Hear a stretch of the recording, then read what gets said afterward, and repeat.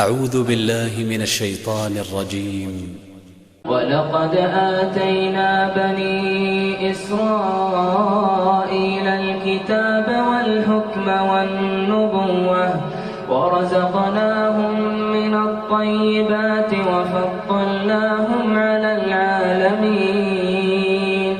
وآتيناهم بينات من الأمر فما اختلفوا إلا من بعد ما جاءهم العلم بغيا بينهم إن ربك يقضي بينهم يوم القيامة فيما كانوا فيه يختلفون ثم جعلناك على شريعة من الأمر فاتبعها ولا تتبع أهواء الذين لا يعلمون إنهم لن يغنوا عنك من الله شيئا وإن الظالمين بعضهم أولياء بعض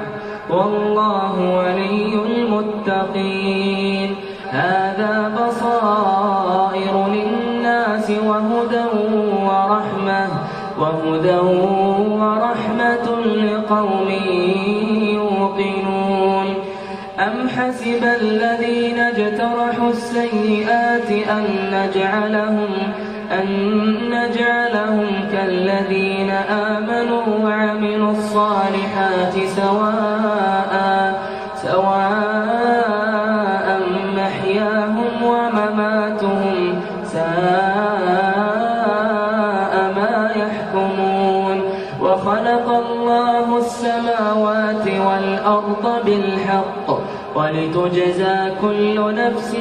بما كسبت وهم لا يظلمون أفرأيت من اتخذ إلهه هواه وأضله الله على علم وختم على سمعه وقلبه وجعل على بصره غشاوة فمن يهديه من بعد الله أفلا تذكرون وقالوا ما هي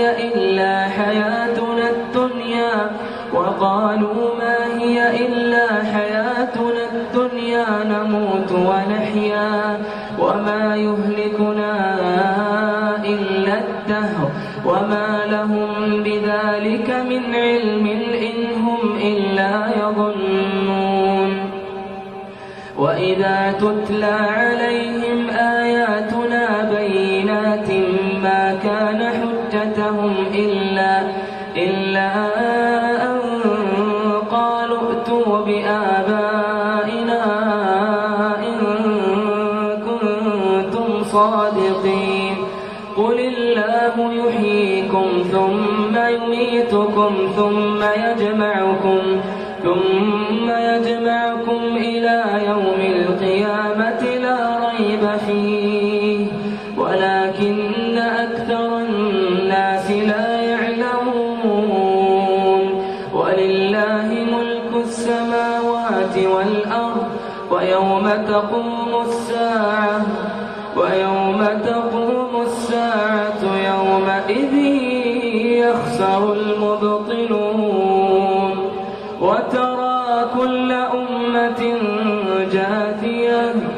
كل أمة تدعى إلى كتابها اليوم تجزون ما كنتم تعملون هذا كتابنا ينطق عليكم بالحق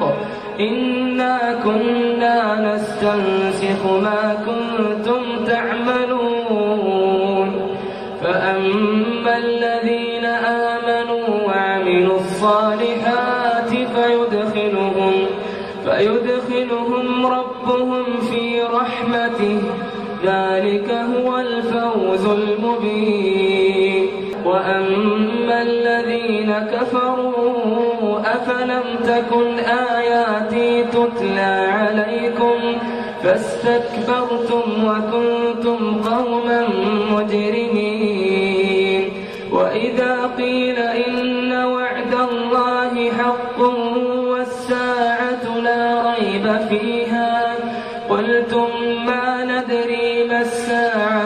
إن نظن إلا ظنا وما نحن بمستيقنين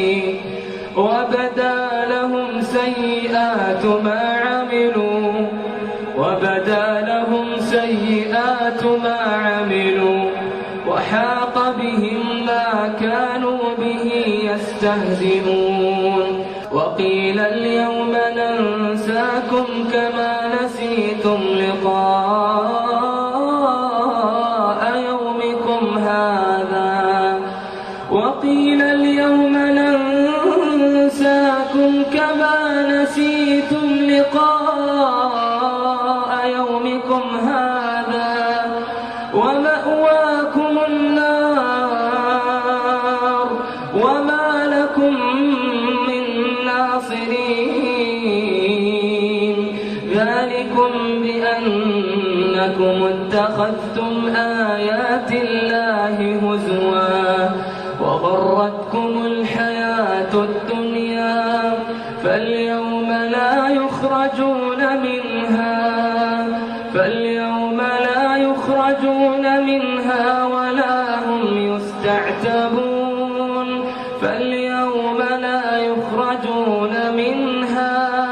ولا هم يستعتبون فلله الحمد رب السماوات ورب الأرض رب العالمين وله